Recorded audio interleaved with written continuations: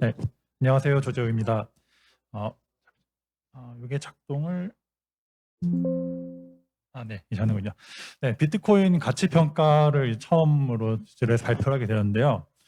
저도 사실 비트코인에 대해 먼저 말씀을 하러 가셔가지고 상당히 놀랐어요. 왜냐하면 우리나라에서 비트코인이 사실 천대받는 그런 존재거든요. 다들 투자는 하는데 아무도 연구하려 하지 않는 분야인데 때마침 또 연구하고 있던 분야가 있어가지고 제가 또 흔쾌히 승낙을 하면서 말씀을 드리게 되었습니다. 근데 왜 비트코인 가치 평가가 중요하냐? 다들 아시다시피 비트코인은 현재 모든 암호화폐 중에서 가장 자산화가 앞서 나가고 있는 그런 분야이고, 이제 이 가치 평가 모델이 제대로 돼야지 위험이나 아니면 변동성이 평가가 되고, 그것이 이어지는 것이 바로 자산화 담보력, 이것이 확보가 되기 때문입니다. 그래서 제가 오늘은 여기서 한 너댓 가지 정도 모델을 간단하게 소개를 드리도록 하겠습니다. 먼저 거시적인 평가입니다. 이건 모델이라 하기 좀 그렇고요. 이제 거시적인 안목에서 이렇게 보는 사람들이 있다 정도로 참고하시면 되겠는데, 판테라 캐피탈에서는 사용자 수에 따라 네트워크 효과에 따라 가지고 이제 사용자가 10억 명이 되면은 20만 달러, 뭐 100억 명이 되면 더 많이 올라가겠죠. 근데 100억 명 아직 인류가 그만큼 안 나왔으니까요. 그 정도로 예상을 하고 있고, 캐시우드 잘 아시는 캐시우드는 이제 기관 투자자가 운영 자산의 5%, 가끔 10%라고 그러는데 5%도 막 얘기하고 그러는데, 그때 500K, 그러니까 50만 달러까지 상승할 수 있다라고 예측을 하고 있습니다. 이건 이제 ETF, 현물 ETF가 좀 영향을 줄 거고요. 이건 이제 옛날에 할피니, 그 비트코인을 최초로 사토시 나카모토 이후에 다음으로 노드를 돌린 할피니라는 지금 고인이 되신 분인데, 이 사람이 이메일에서 비트코인이 전 세계 결제 시장을 장악했을 때 약 죄송해요. 1000만 달러. 저도 숫자가 익숙치 않아가지고 100억 원까지 상승을 할 수 있다. 근데 이게 현재의 기준으로 좀 바꿔서 적용하면은 한 2배쯤 되는 1800만 달러까지 상승할 수 있다라고 예측을 하고 있습니다. 자, 그 다음에 이제 말씀드리고 싶은 거는 플랜 B라는 네덜란드의 유명한 비트코인 분석가의 스톡드 플로우 모델입니다. 이제 이건 너무 많이 알려져가지고 모르는 분이 없는 것 같아요. 그래서 스톡드 플로우 개념 간단히 말씀드리면은 저량, 즉 현재 이미 채굴이 되어 있는 시중에 돌고 있는 양을 유량, 매년마다 채굴되는 양으로 나눈 겁니다. 한마디로 얘가 얼마나 희소하냐, 새로 발굴되는 게 얼마나 기존 양에 비해 적냐, 이거를 이제 말하는 건데요. 높을수록 희소하다고 하는 겁니다.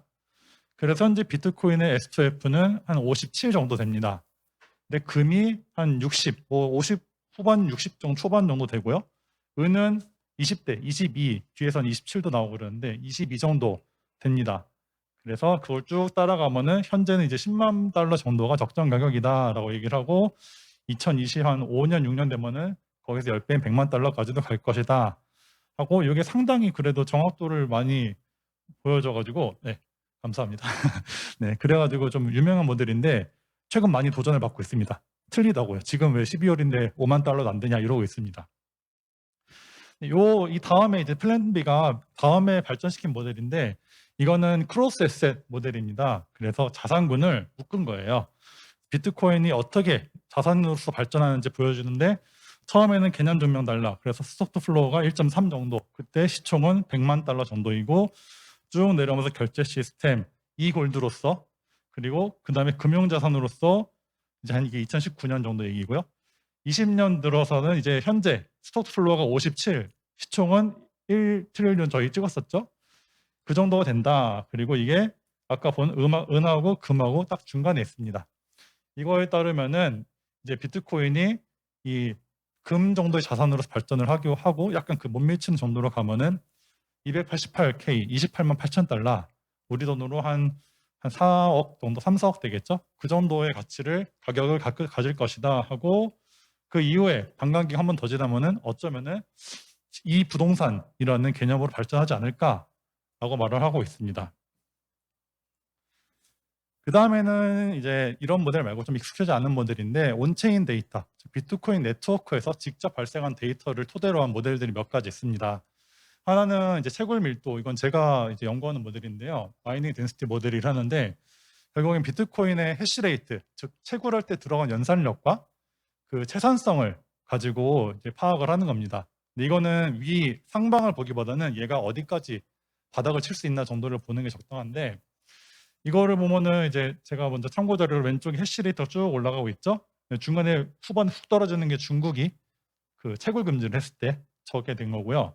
오른쪽에는 좀 유명한 채굴기별로 채산성이 나와 있습니다. 오른쪽에 보면은 그 TH 달러라는 게 채굴 밀도인데 한계 채산성이에요. 저거 넘어가면은 저 채굴기들은 못 써먹는 겁니다. 그걸 봤을 때 이제 어떻게 돼 있냐?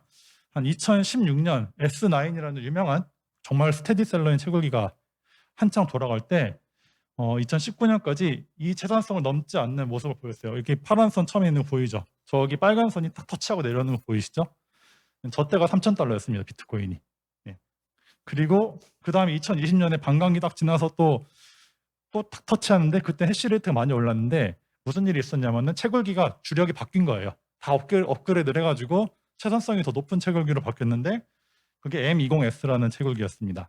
그때 비트코인이 일시적으로 3,000 하고 평균적으로 한 5, 6천 달러 떨어졌을 때가 저 두 번째 빨간 선이 터치할 때 저쯤이었습니다. 근데 지금은 제가 왜 파란 선 낮게 깔았냐? 중국 채굴자들이 지금 채굴을 못 하잖아요. 다 이동을 했습니다. 그 채산성이 전기요금이나 뭐 세금이나 운영비 이게 높아졌어요, 전체적으로. 그래서 지금은 추정 단계에 있습니다. 어느 정도일까 추정하고 있는데 제가 개인적으로 추정하기로는 한 4만 달러 정도, 채굴 밀도가 5, 6 정도, 저 파란 선 마지막에 있는 파란 선 정도가 될 것 같다라고 추정하고 있고 현재는 한 4.2, 3 정도 됩니다. 그래서 여기서 좀 해시레이트 난이도 왔다 갔다 하면 저 정도 될 것 같고요. 그 다음에 또 제가 재미있게 보는 모델이 이것도 제가 찾아낸 건데 더스트 리그레션 모델이라고 해서 이렇게 네트워크 비트코인 보면 아주 작은 양의 그런 잔고들이 있어요. 0.0001개 이런 거, 뭐 100만 원, 100원, 뭐 1,000원 이런 잔고들이 있는데 이거를 쫙 합친 값입니다. 합친 그 값이 주황색인데 이게 신기하게 가격하고 상관관계가 굉장히 높아요. 상관관계가 0.95까지 올라가더라고요. 그래서 왠지 모르겠지만은 요즘 빅데이터 시대라서 빅데이터적인 마인드로 그냥 해보면은 현재 한 47K, 그러니까 47,000달러 정도가 적당하다라고 나오는데 신기하게 딱 맞아 떨어지고 있습니다. 현재는. 그리고 버티고 왔다 갔다 하고 있고요.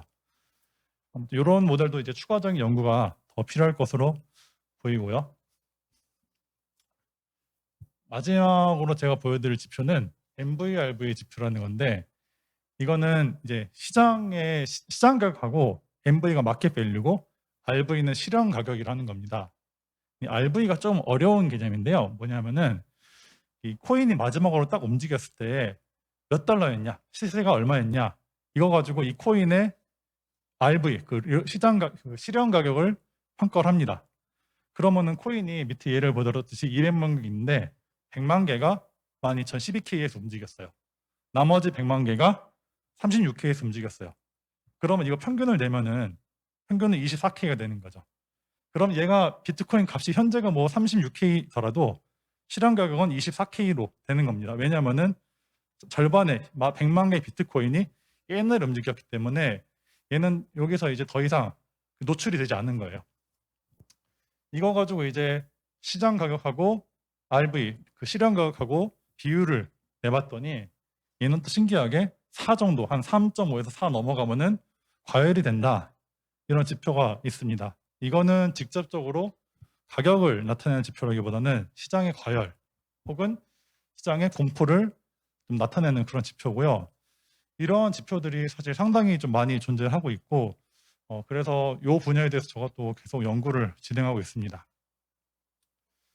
자, 그러면은 이제 제가 정리를 간단히 쫙 너무 빠르게 넘어갔지만은 제가 뭐 다 설명을 드리자면 사실 한도 끝도 없어가지고 오늘은 맛보기만 간단히 보여드리고 나중에 더 뭐 자세한 기회를 있으면 문헌을 찾아보거나 설명할 수 있게 도움을 드리고자 하고 말씀을 좀 정리해 드리자면은 현재 근데 비트코인 가격은 지금 뭐 내부적인 요인보다 가장 영향 많이 주는 건 금리라고 보고 있습니다. 근데 이게 나쁘지만은 않은 게 옛날에 4년 전, 3년 전만 해도 비트코인은 금리에 의해 움직이는 애라기보다는 소위 그 세력들, 고래들에 의해서 움직이는 부분이 굉장히 많았어요. 근데 지금 얘가 덩치가 커지니까는 금리라는 거시경제적 지표에 영향을 받기 시작했습니다. 굉장히 좋은 신호죠. 비트코인이 그만큼 급이 올라왔다는 거고 이제는 메이저 자산으로서 기능을 하기 시작했다라고 보는 겁니다. 근데 한 가지 문제가 있습니다. 여태까지 우리가 비트코인을 얘기할 때 즉 최근에 인플레이션에는 해지 수단이다라고 굉장히 강조를 하면서 움직였어요. 근데 지금 막 금리 오르하니까도 가격이 막 떨어지려 하고 그러고 있잖아요. 그래가지고 비트코인의 그 인플레이션 해지라는 내러티브가 도전을 받고 있습니다. 이건 아마 내년에 이제 금리가 3번 혹은 2번 인상이 될 텐데 그 기준금리가 인상될 때 비트코인 가격이 어떻게 반응하냐에 따라 가지고 결정이 될 것으로 보이고 있고 이것과 더불어 아까 말씀드린 앞에 내용 중에 플랜 B의 스톡 투 플로우 모델 그것도 사실 굉장히 강력한 가치평가 모델로 주목을 받았는데 이것도 크게 도전을 받고 있어요. 그러니까 지금 네트워크 내부적으로 외부적으로 비트코인은 계속 테스트를 받고 있는 상황이고 얘한테 적합한 가치평가 모델이 무엇인지 아직도 탐구해 나가는 과정이라 할 수 있습니다. 근데 이제 이런 뭐 평가 자체를 떠나가지고 우리 얘기로 돌아오면요. 우리는 이걸 또 떠나가지고 그 다음 거를 내다볼 필요가 있다고 생각을 합니다. 비트코인이 도대체 뭐냐? 저는 이거를 가치 네트워크, 디지털 가치 네트워크라고 보고 있거든요. 인터넷과 같은 거예요. 우리가 인터넷이 사실 뭐 정보를 저장하고 뭐 그런 거 아니잖아요. 단순히 그런 게 아니잖아요. 하나의 거대한 정보 네트워크, 정보층이잖아요. 그쵸? 이 위에 이 인터넷이라는 레이어에 딱 올라서면 우리는 전 세계 어디든 정보를 가지고 놀 수 있는 거죠. 비트코인은 정보 대신에 이걸 가치로 바꾼 겁니다. 가치가 디지털화되고 채굴이라는 메커니즘 통해 가지고 누구든 가치를 생성할 수 있고 그리고 전 세계를 대상으로 한다는 거. 이게 굉장히 중요하죠. 우리가 뭐 블록체인 한다면서 사실 전 세계를 대상으로 하지 않으면 의미가 반감될 수밖에 없는 거고 비트코인을 주목한 이유는 전 세계에서 모두가 공통으로 사용할 수 있는 최고의 디지털 자산이기 때문에 주목을 하는 거죠. 그래서 이런 상징성, 이런 유일성만으로도 사실 비트코인은 어느 정도 투자할 가치가 존재한다 보고 있고요. 이게 무엇보다 세계가 경쟁하는 게임이라는 거를 주목하실 생각을 하실 필요가 있습니다. 벌써 외국에는 그런 마인드가 좀 많이 있고 다행히 우리나라도 한 올해 들어가지고 비트코인 주의자들, 맥시멀리스트라는 사람들이 등장을 하기 시작했습니다. 이분들이 얘기하는 것들은 모으자 일단 스태킹 세츠라는데 세츠가 사토시 비트코인의 최소 단위잖아요. 사토시를 모으자 해가지고 그냥 꾸준히 모으는 사람들이 있어요. 네.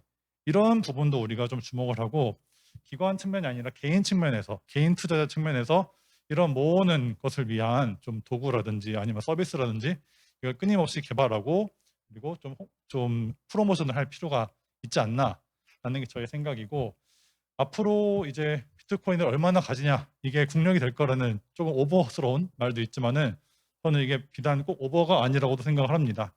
그래서 우리 모두가 좀 비트코인이라면은 좀 재미없고 오래됐고 그런 거보다 단순히 돈 이런 거보다 이거를 가짐으로써 미래의 디지털 기축에 한 힘을 가질 수 있다. 이런 생각을 가지고 좀 바라봤으면 좋겠습니다. 네, 들어주셔서 감사합니다.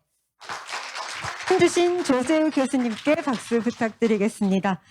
자, 이번 순서는요, 이더리움과 솔라나, 에이다, 폴카닷 비교 분석에 대해서 보스와그라 김인환 대표님께서 발표해 주시겠습니다. 여러분 큰 박수 부탁드립니다. 안녕하세요. 예, 이번에 메인넷 세션 발표를 맡은 보스아고라 재단의 김인환입니다. 반갑습니다. 먼저 암호화폐 시가총액 추이를 한번 보겠습니다.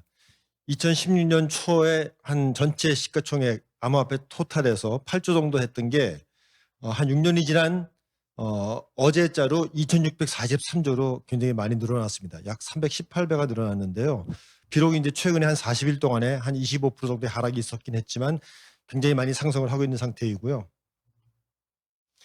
초기에는 ICO가 이런 상승을 주도했습니다. 근데 아시는 것처럼 2000년부터는 디파이, 최근에는 NFT와 메타버스까지 결합이 돼가지고 점점 제도권에 들어가면서 시총이 많이 폭발적으로 증가하고 있습니다.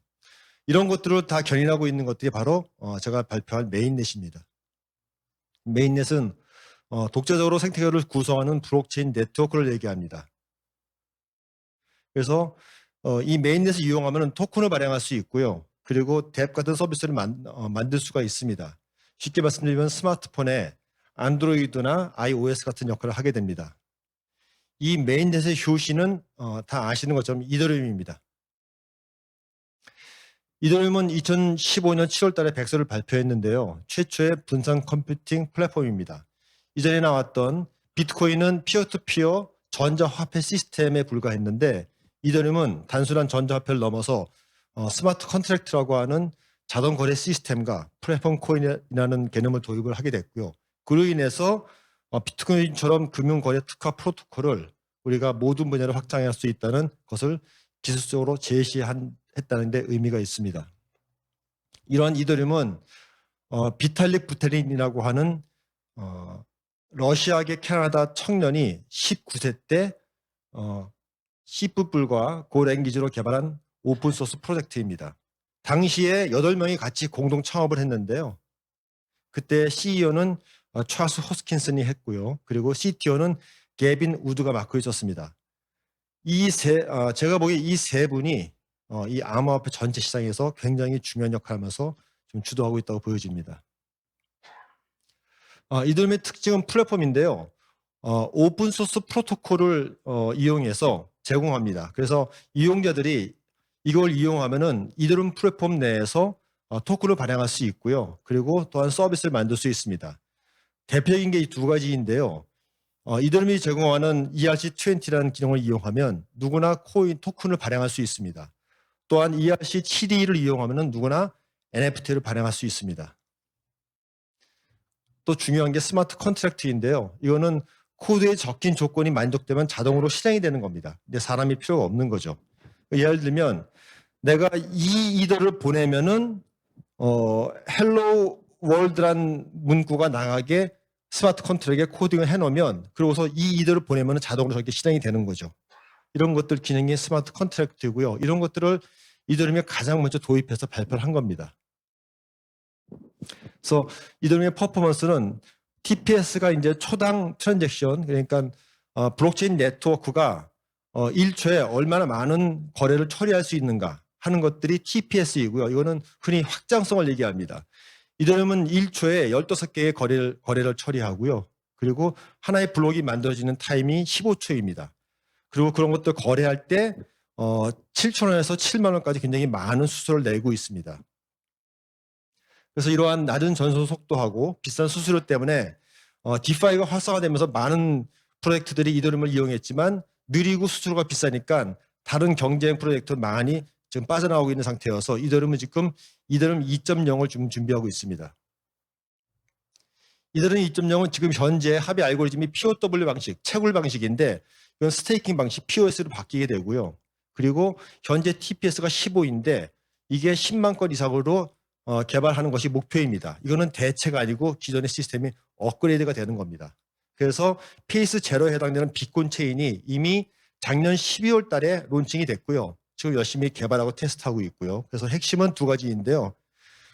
스마트폰에서도 노드 운영을 쉽게 할 수 있는 노드 경량화 기술이 라이트 클라이언트고요. 그리고 트랜잭션을 분산 병렬 처리해서 확장해서 빨리 할 수 있는 그런 것들이 샤딩입니다. 이런 두 가지를 열심히 개발하고 있고 이 개발이 끝나게 되면 1년 또는 2년 내에 끝나게 되면은 기존의 모든 계좌 잔고하고 스마트 컨트랙트 코드하고 그 상태가 다 비콘 체인으로 옮겨지고 그때 기존의 POW는 폐기하는 그런 수순으로 진행이 될 겁니다. 지난 8월 달에 런던 하드포크라는 게 있었는데요. 이전까지 이더리움은 무한 발행이었습니다. 그래서 계속 발행량이 늘어나게 됐습니다. 근데 런던 하드포크 이후에는 일부 가스비를 소각하기 시작해서 이때부터는 발행량보다 소각량이 많아지니까 전체 유통량이 줄니까 가격이 상승하는 효과가 벌어졌습니다. 그래서 현재 이더리움은 총 1억 1,800만 개 정도가 발행이 돼 있는데요. 8월부터 12월 25일까지 약 100만 이더 시가로 환산하면 약 5.8조 정도가 소각이 돼 있고 이런 것들이 발행이 돼서 아마 이더리움 가격이 많이 오른 것 같습니다. 그래서 이더리움은 1년 사이에 가격 추이를 보면은요. 1년 전에 70만 원 정도 했던 게 어대자로 470만 원까지 올랐습니다. 그래서 1년 사이에 약 6.7배 정도가 상승을 했습니다. 그다음은 카르다노인데요. 카르다노는 금융 어플리케이션을 위한 스마트 컨트랙트 플랫폼입니다. 초창기 이더리움의 CEO를 했었던 찰스 호스킨슨이 2015년도에 창업을 했습니다. 그래서 확장성이나 상호 운용성이나 지속 가능성에서 이더리움을 넘어선 차세대 블록체인 플랫폼을 추구합니다. 하스켈이라고 하는 랭귀지를 사용하고 있고요. 그리고 POS 알고리즘 중에 하나인 오로보로스라는 알고리즘을 쓰고 있습니다. 카르다노는 현재 450억 개가 발행이 되어 있고요. 그중에 70% 정도가 유통이 되고 있고요. 이 유통량 70% 중에서 71%가 현재 스테이킹이 되고 있습니다. 이건 한 2주 정도 전 데이터인데요. 그래서 현재 가장 많은 3,144개 정도의 노드 푼이 운영이 되고 있고요. 그들이 노드가 운영하면 1년에 4에서 5% 정도의 이자를 받게 됩니다. 그리고 탈중앙화 프로젝트이긴 하지만 사용자가 주요 개선 사항과 포킹 같은 것들에 대해서 투표할 수 있는 온체인 거버넌스 기능이 있습니다. 카르다노는 1년 전에 179원에서 많이 올랐다가 최근에 또 많이 떨어졌지만 그래도 지금 한 1,566원에서 연초 대비 8.7배의 상승을 보여주고 있습니다. 다음은 폴카닷입니다. 폴카닷은 서로 다른 블록체인 프로젝트들을 연결하는 인터체인 프로젝트입니다. 그래서 체인 간 원활한 데이터 정상을 가능하게 하고요. 이거는 초기에 이더리움의 공동 창업자였고 C2였던 게빈 우드가 나와서 2016년도에 창업을 했습니다. 기존 블록체인이 이러한 5가지 문제점이 있는데 이런 것들을 해결해서 폴카닷은 확장이 쉽고 체인 간 연결이 뛰어나며 연결이 늘수록 오히려 보안이 좋아지는 그런 프로젝트의 개발을 추구하고 있습니다. POS에 기반을 두지만 그 외 여러 시스템이 섞여 있고요. 총 발행량은 10억 개인데 그중에서 93%가 유통되고 있고요. 그중에 60%가 스테이킹이 되고 있습니다. 그래서 현재 운영되고 있는 노드 풀은 297개 정도입니다. 이더리움의 부족한 부분을 개선하기 위해서 웹 표준인 웹3를 기반으로 만들었습니다. 앞에 말씀드린 카르다노는 이더리움을 대체하는 프로젝트지만 폴카닷은 이더리움의 보안제 성격이 강합니다. 그래서 핵심 기술은 상호 운영성이고 서로 다른 블록체인이 정보와 데이터를 공유할 수 있도록 하는 것인데 이게 구현이 된다면 비트코인도 폴카닷을 이용하면은 디파이에 들어갈 수 있다는 걸 의미합니다. 그래서 많은 프로젝트가 폴카닷을 이용하고 있습니다. 이더리움은 이제 개발 언어가 솔리디티인데 폴카닷은 개발자들에게 인기가 있는 러스트와 자바스크립트를 사용해서 개발이 수월하다는 또 장점이 있습니다. 체인 간 토큰의 이동이 가능하다면 디파이 영역에서 큰 시너지가 날 수 있기 때문에 최근에 디파이 붐과 함께 많은 주목을 받았습니다. 그래서 폴카닷은 1년 전에 5,700원 했던 게 아주 많이 올랐다가 최근에 많이 또 빠졌죠. 그래도 29,700원 정도에서 연초 대비 5.2배 정도 상승을 했습니다. 다음은 마지막으로 솔라나입니다. 솔라나는 트릴레마를 해결한 초고속 고성능 블록체인입니다. 그러니까 대놓고 우리는 고성능을 만들겠다 한 프로젝트이고요. 이거는 2017년에 아나톨리 야코벤코가 퀄컴 등 실리콘밸리의 개발자들이 모여가지고 창업을 한 프로젝트입니다. 현재 누구도 단위 노드급의 성능을 달성한 게 없는데 여기는 그걸 목표로 하고 있고요. 작년 3월 달에 메인넷이 나왔습니다. 합의 알고리즘은 POS 플러스 POH의 하이브리드 방식인데요. POH는 이제 프루프 오브 히스토리입니다. 그래서 거래 내역을 암호화할 때 시간 순서에 대한 정보를 추가합니다. 그러려면 밸리데이터들이 가까이 거래를 일일이 확인하지 않고도 합의가 가능하기 때문에 이렇게 하면 결과적으로 시간이 단축이 되게 됩니다. 그래서 이들은 노드도 아무 노드나 이용할 수가 없고 아주 고성능 컴퓨터만 허용하는 등 초고속 고성능에 아주 최적화되어 있습니다. 그리고 총 발행량은 정해져 있지 않지만 수수료 중 일부가 소각되게끔 디플레이션 기능이 설계가 되어 있습니다.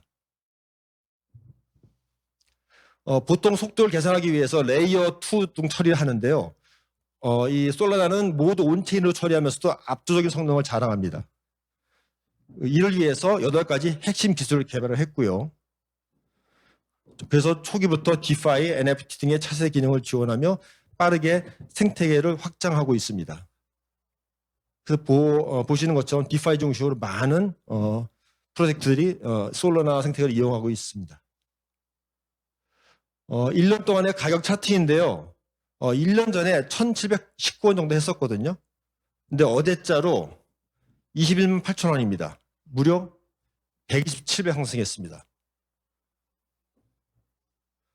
제가 보기에 올해 가장 각광을 받은 프로젝트는 솔라나인 것 같습니다.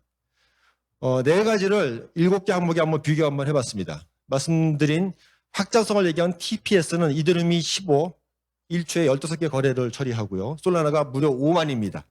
카르다나가 257, 폴카닷이 402고요. 블록 생성 타임은 이더리움과 카르다나는 15초, 솔라나는 역시 빠르죠. 0.4초입니다. 그리고 트랜잭션 피는 이더리움은 7,000원에서 7만 원으로 굉장히 비싼데요. 솔라나는 0.0181원입니다. 카르다나는 2,000원, 폴카닷은 300원 이하입니다. 노드풀은 솔라나는 703개가 지금 노드 운영이 되고 있고요. 카르다노가 3,144개, 폴카닷이 680개가 운영이 되고 있고요. 시총은 이더리움이 전체에서 2위, 솔라나가 5위, 카르다노가 6위, 폴카닷이 9위에서 11위를 왔다 갔다 하고 있습니다. 그리고 일드, 노드를 운영할 경우 1년에 주는 이자인데요. 이더리움은 5.5% 정도를 준다면은 솔라나는 7.2%, 카르다노는 4.6%, 폴카닷은 13.9%입니다. 그리고 현재 스테이크 레이트는 이더리움 6.8%, 솔라나가 76.9%, 카르다노가 52%, 폴카닷이 63%입니다. 보시는 것처럼 다른 거에 비해서 1년 동안에 100배 넘게 상승한 이유가 여기서도 찾아볼 수 있을 것 같습니다. 오늘 이제 시간이 짧기 때문에 여기까지 말씀드렸고요. 저는 이제 보스아고라는 프로젝트를 진행하고 있는데 저희들은 POS 방식이고요. 그리고 저희도 이제 온체인 거버넌스, 노드 운영자가 콩그레스라는 기능을 해서 투표할 수 있는 기능이 있고요. 어떤 걸 투표하냐 하면 가장 핵심적인 게 커먼스 버짓의 결정입니다. 저희 코인 발행량 중에서 36%인 18억 개가 커먼스 버짓인데 다른 메인넷들은 기능적인 제공만 하지만 저희는 예산도 줄 수 있습니다. 그러니까 ICO가 지금 거의 지금 유명무실화된 지금 상황에서 저희 플랫폼 이용하면 예산도 받을 수가 있고 그 프로포즈를 제시하면 그 결정을 노드 운영자인 콩그레스 멤버들이 한다는 것입니다. 그래서 이런 것들을 이용해서 저희들은 비즈니스 모델을 메타시티로 잡고 있습니다. ESG 메타시티는 메타버스를 도시에 접목한 겁니다. 거기에서도 공공성이 강조되는 ESG 분야에 저희가 이제 접목한 건데요. 최근에 남양주시하고 저희가 MOU를 맺고서 첫 번째 프로토타입을 지난 12월 7일 날 발표를 했습니다. 그래서 이걸 하기 위해서 저희가 메타시티 포럼을 만들었고 메타시티 포럼에서 블록체인은 저희 재단이 담당하고 있고요. 메타버스 기술을 담당하고 있는 회사가 또 있고 여기 있는 것처럼 IBK 투자증권이나 농협은행 같은 금융사들이 들어와 있고요. 블록체인 혁명으로 유명한 돈 탭스콧에 운영하고 있는 BRI라는 회사도 메타시티 포럼에 들어와 있습니다. 그들과 함께 이러한 걸 구축하는데 기존에 나와 있는 제페토나 이런 서비스와 뭐가 다르냐 하면은 그러한 지금 활성화되어 있는 메타버스 서비스는 가상으로 끝났는데요. 저희 메타시티는 가상과 리얼 라이프가 연동이 되는 겁니다. 근데 그거를 ESG에 포커싱을 하고 그래서 여기에 이걸 만들어가는 메타시티 포럼에 참여자를 많이 늘리면서 남양주를 시작했지만 국내와 국외의 많은 시티를 메타시티로 확장하는 게 저희의 비즈니스 모델입니다. 예, 이상 마치겠습니다. 네, 감사합니다. 박수 부탁드리겠습니다. 좋은 말씀해 주신 김민현 대표님 감사드립니다.